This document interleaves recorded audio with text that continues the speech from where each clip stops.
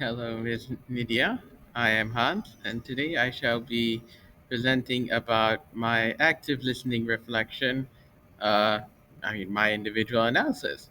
So, first, I can talk about the situation. So I have two situations to talk about. The first one is during a group project, my teammate was explaining their ideas for the presentation, but I was a little bit distracted by my phone, messaging my parents, and I missed some key points. And so, that barrier that I created by being distracted divided attention, and later on after the meeting, when everything was done, I had to go and ask them what their points were that I missed, and that slowed everything down. And then next, I worked a part-time job, and during that time my supervisor gave feedback on improving my efficiency. Always a good thing, right? But I was, well, when the supervisor called me, I was a bit focused on being defensive and justifying myself. So I prepared my response instead of listening.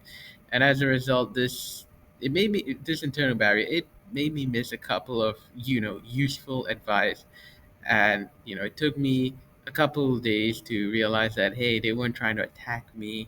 They were actually giving me good criticism that I could apply, and it took me a while to actually apply their suggestions. So now I will move on to the barriers of active listening. So in the first scenario, the barrier was an external distraction, in this case, my phone.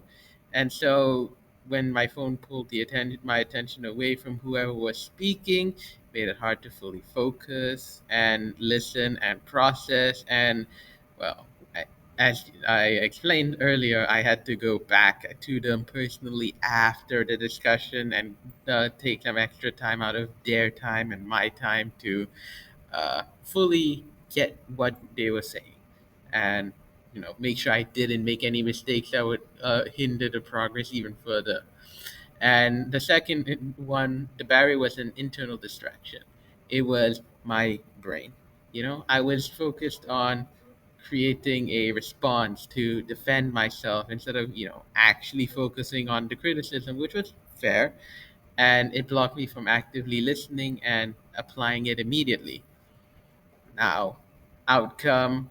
Uh, in the first scenario, I missed a few important details, and it wasn't too bad because my the teammate was understanding and explained to me afterwards. But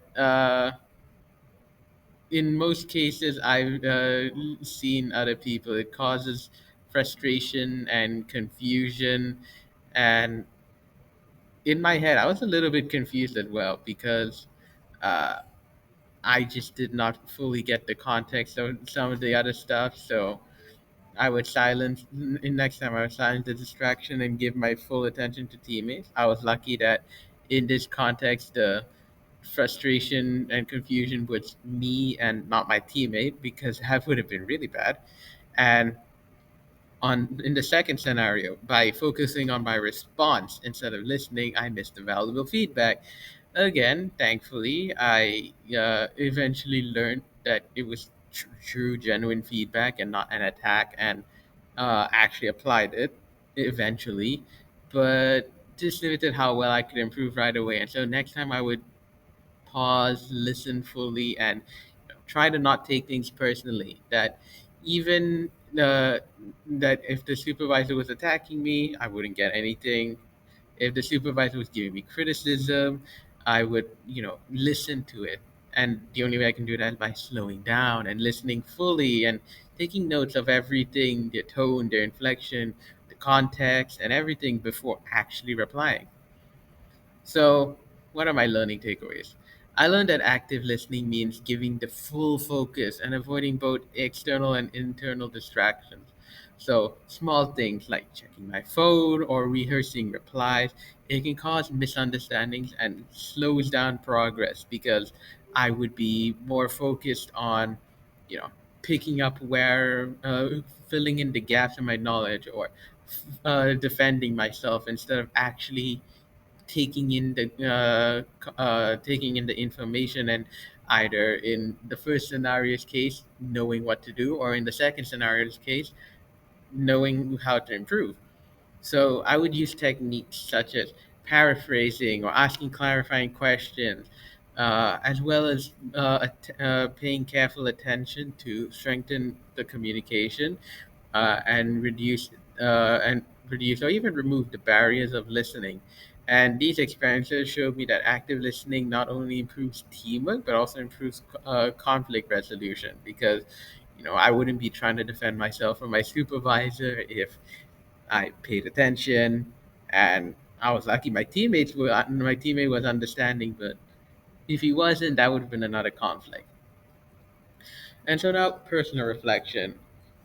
Before this course, I thought listening just meant hearing, hearing and going, oh, okay, he told me this thing, and that's it. But I learned that it requires focus and intention.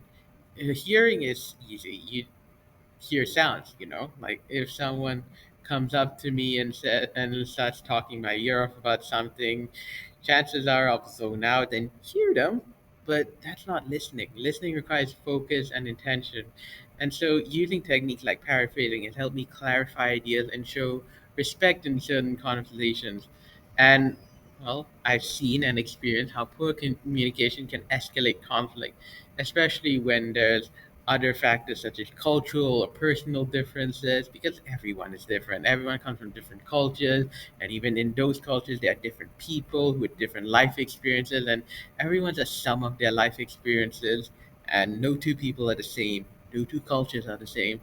So every single difference affects how everyone's communication. And so I need to really listen and really decipher what's the bias, what's the intention, what's the underlying message behind it.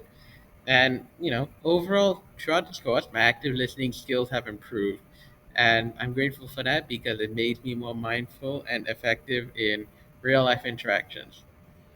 I'm Hans, and this is my personal reflection from effective listening.